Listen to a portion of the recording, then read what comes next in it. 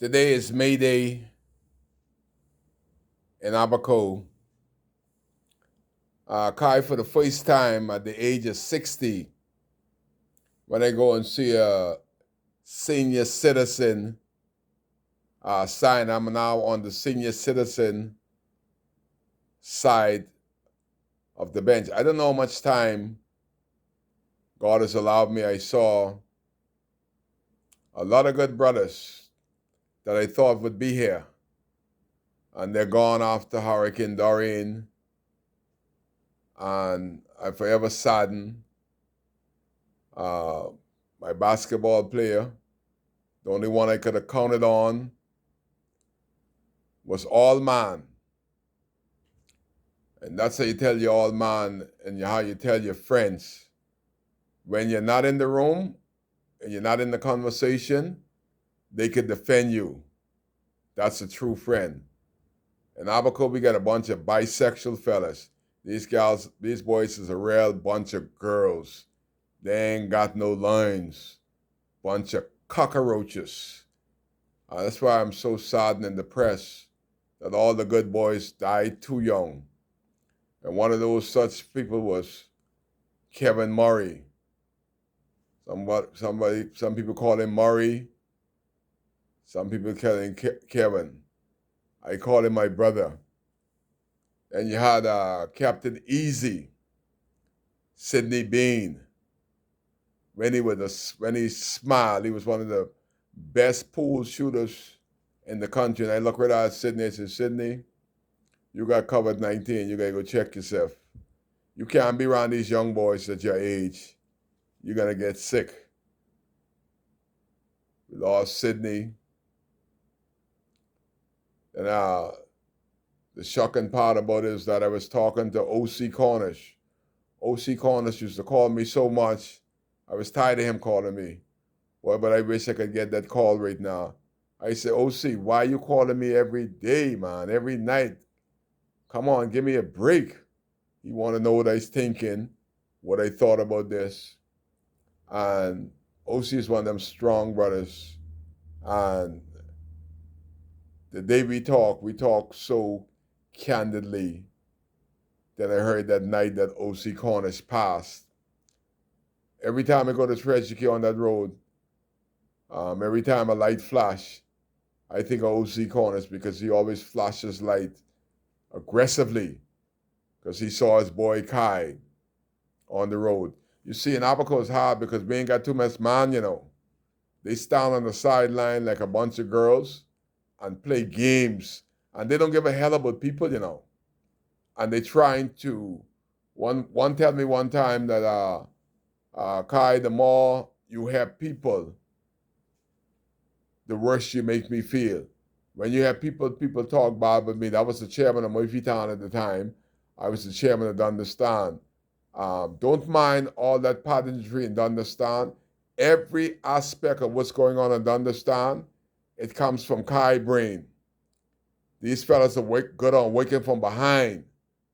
They don't wake up front. So everything you see and understand, that is Kai original idea. That's why at 60, I'm an advisor. And that's why I go to Cameron, because I don't need their garbage. All I need is good government that all could prosper. But when you see people have a history of being no good at sitting at the table, they're not going to change. That's why I keep wanting John Pinder. I say, John Pinder, you're aggressive. You remind me of Edison Key. Edison Key was all about the business of Abaco. And he would make sure, try to get the best for Abaco. He would sit around the table. How many other MP from Abaco that would sit around the table and give Abaco what they need? They would give them what they want. But I just want John Pinder, when he get a chance, see if he could talk to Renato Curry. Renato Curry was closer to your so-called advisor than he is to you.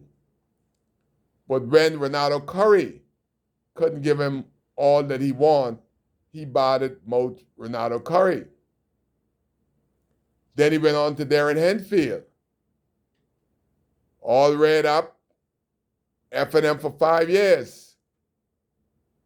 Darren Henfield saw that he was a cockroach, so Darren stepped on him. He now moved to the Progressive Liberal Party. The question for you, John Pinder, is how long you're going to recognize an opportunist. Somebody around you should be able to tell you, but don't wait for them to tell you. Find her Henfield number, call Henfield. Find Renato Curry number, find Renato Curry. Because Kai Mills have told you privately and publicly, don't mind all that grinning.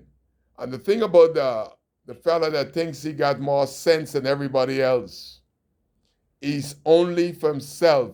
He's a selfish black brute. He's always been that way.